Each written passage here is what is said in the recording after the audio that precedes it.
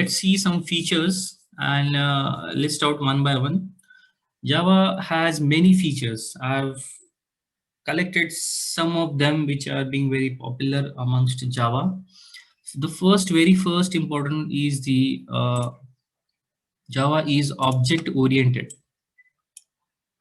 Object oriented in sense, when we consider C++, then we thought of as partial object oriented. So the basic idea of object oriented is that when we see abstraction, encapsulation, right, we see the software in terms of working in terms of a real-time object, right? So it must be applicable to in our day-to-day life. In that sense, object-oriented programming is defined that everything will be an object, right, as an physical entity, and based on that parameters, we will be developing our software, right? So Java is considered as purely object-oriented, right? It can be easily extended as it is based on your object model. So whenever you create, it will be in terms of an agile development. So you can add a module easily as well as delete a module easily. Second is platform independent. Why we are calling it as platform independent? Compared to other programming languages such as C and C++, in Java, when Java is compiled, it is not compiled into a platform specific machine. Rather than it is into a platform independent bytecode. This is where the Java magic begins. We have an intermediate file named as .class. That .class file contains bytecode, right? This bytecode is distributed all over the web and interpreted as JVM, called as Java Virtual Machine, on whichever platform it is being run on, right? So if you have the bytecode, that is the .class file, you can execute that file on any platform, on any machine where Java is installed. That's the reason why it is called as, it is platform independent. Yeah, also it is called as that Java is simple, not in terms of learning, but in terms of the program, the package hierarchy, the way it is designed in, right? It is designed to be easy to learn. If you are having your object oriented concepts very clear, it would be very easy to master up Java. Then next feature we have that it is more secure. Why secure? Because whenever you have that .class file in terms of bytecode, even if you open it, the code is not in the readable format, right? It is being encrypted in the by the JVM, right? So it is most secure. It enables your program to be virus free.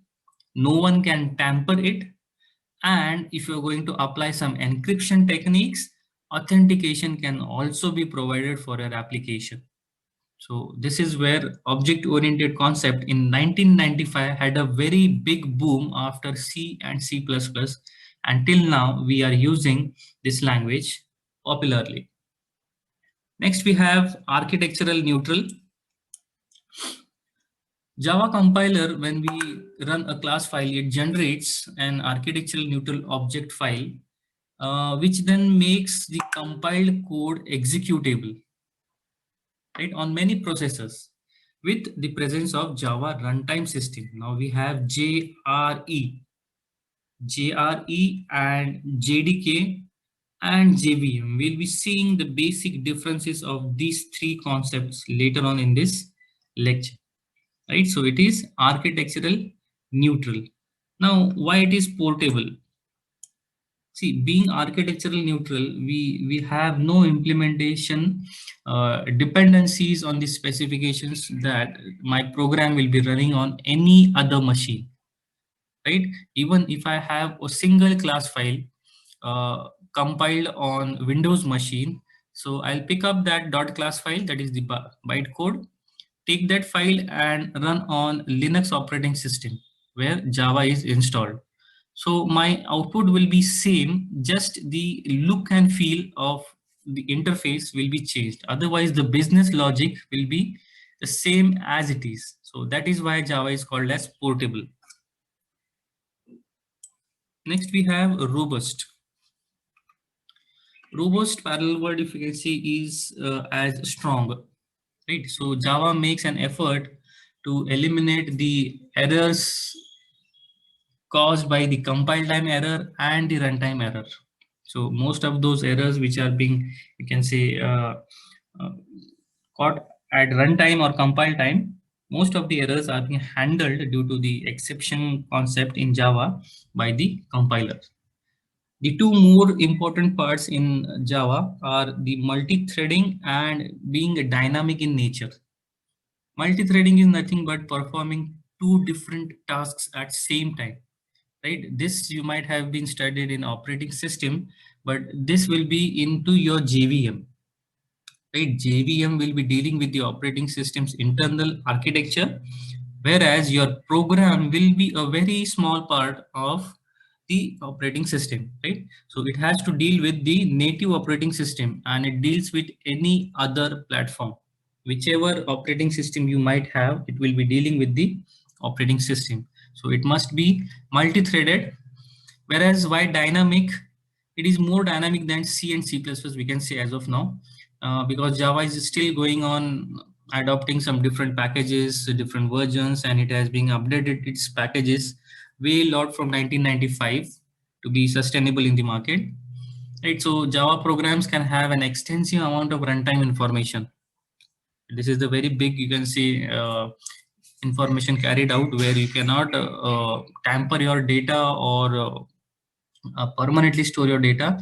If you have that runtime information that can be used to verify and resolve uh, different accesses at the runtime, right? So the real-time object-oriented, what we call it as, can be done through this dynamic environment.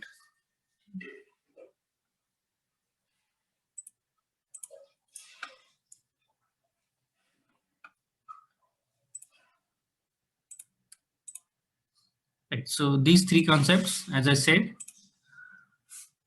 for having a Java programming environment, we need these three different aspects. We need to study that. We are going to use these three concepts as JVM, JRE, and JDK. Right. So what do we call for JVM? That is Java Virtual Machine. Right. So it is an abstract machine which enables us to run a Java program. So when we create a source code and name it as .java file, that Java file will be passed on to JVM. So when we run the program, the Java compiler first compiles your Java code to bytecode, right? I'll show you.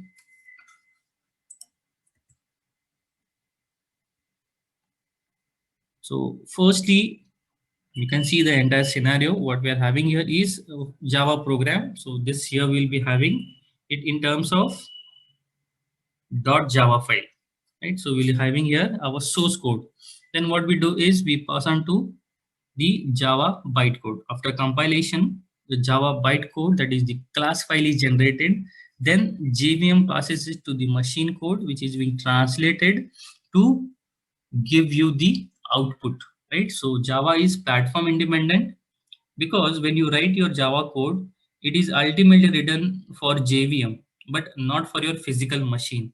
That's why these two entities, wherein the Java bytecode and the machine code are you can say given separately. So this part will be done by the JVM and given to the machine. So this is your physical machine and this is your virtual software. So this generates your class, your Java file into class file, which is being readable by the machine itself, but not by us, right? So it is then sent for the processing, that is for the execution. So when this processing is done, you can see the output onto your screen. So this is how your entire Java program is being compiled and then executed. And we'll see what is JRE. Right? JRE is nothing but a software package that provides different Java class libraries. In C or C++, you may have used header files, right? Similarly, we have here libraries. We need to import it now. Basically, it's the same concept which you used in C and C++. Moreover, there you included the packages. Here you will be importing the packages, right? So about JRE, we have seen that it is a software package that provides Java class libraries, right? Unlike JVM and other components that are also required to run the Java applications. So we can say that JRE is the superset of JVM. Okay, so if we need to run Java programs, JRE is necessary. JRE stands for Java Runtime Environment, right? As you've seen that JRE will be working or will be carrying the information at the runtime, which can be shared with another object of another program, right? So whatever the data is to be passed on at the real time, uh, in technical terms, we call it as command line arguments, can be used for data sharing also, right? And the third part is the JDK. JDK is nothing but a software development kit which is being required to develop applications, right? So JVM, JRE, and JDK are going hand in hand. I'll show you the figure. See, this is we have when we have JRE, we have different compilers and debuggers and interpreters. Together we call it as JDK. So it is nothing but a software development kit used to develop applications. Right? So when you download JDK, only JDK, that is JDK 7, you have a JRE also downloaded with it with the same aligned version which you're going to download it. So if you're going for JDK 7, you'll be having similarly JRE 7. If you're downloading JRE 8 or 11, similarly in the same package, the same folder, you will be seeing JRE 8 or JRE 11 respectively.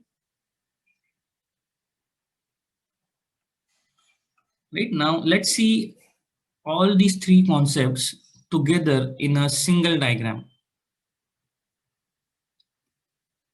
This is the actual, you can say, intercommunication between JDK, JRE, and the JVM.